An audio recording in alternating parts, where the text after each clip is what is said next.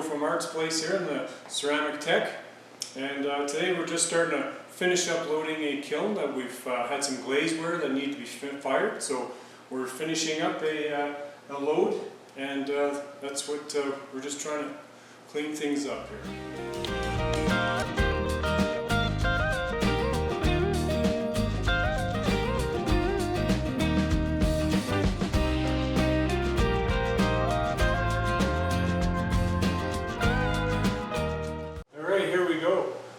We're in the midst of almost finishing up loading a kiln.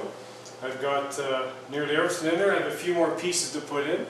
So it gets a little challenging to orchestrate the little Tetris game here. I only have really some tall pieces and I have some shorter pieces here. So I'm trying to manage the very top.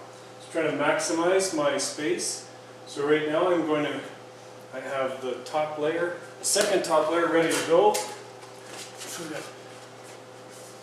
Clean shelves in case there's any over-glazed items. And then let's put that in there.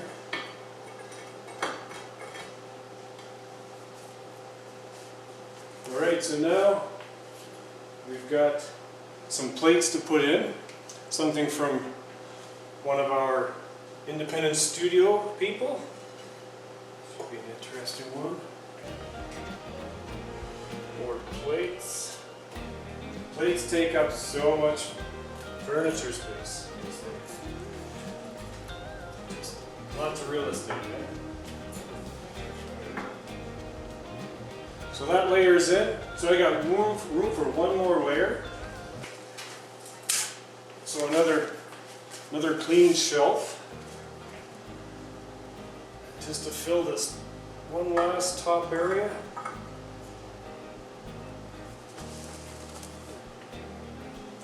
Put these in now just to make sure that all bottoms are nice and clean. That's a bit messy. We may have to look at this one. Oh, there we go.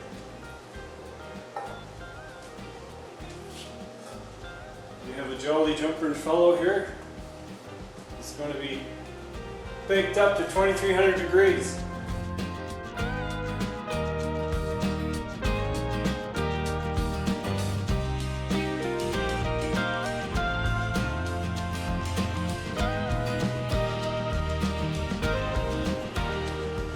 Okay, so we've got this one cleaned up.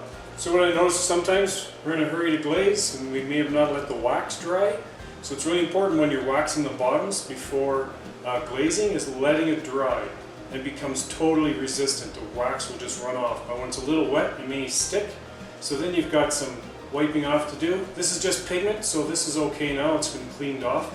But it's really important to make sure that your bottoms are really cleaned well from and giving that foot. So you need the space so in case you put the glaze on too thick, it's not going to hit the shelf.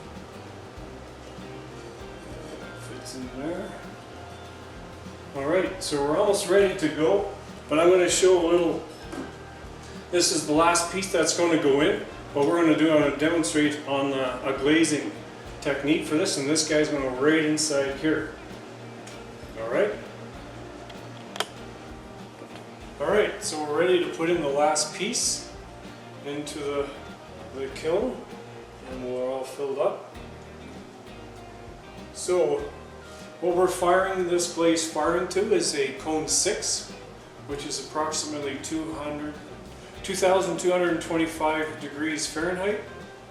And this is a cone that I use sometimes just to monitor the temperature that I'm getting, and I put in there, and it will melt at that cone 6, so it should be bent. So the next time when we look at the finished kiln, we're going to be looking at the cone and seeing how it looks like from this point now until then. So everything's set. Lid comes down. This firing will take approximately 15 hours.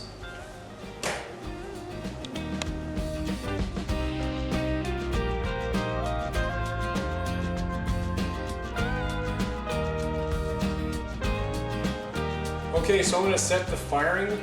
This is our computerized system. It's a safety system, so it's pretty safe. If anything was to go off or get too hot, it would turn off. If the room gets too hot, the monitor in here will shut down.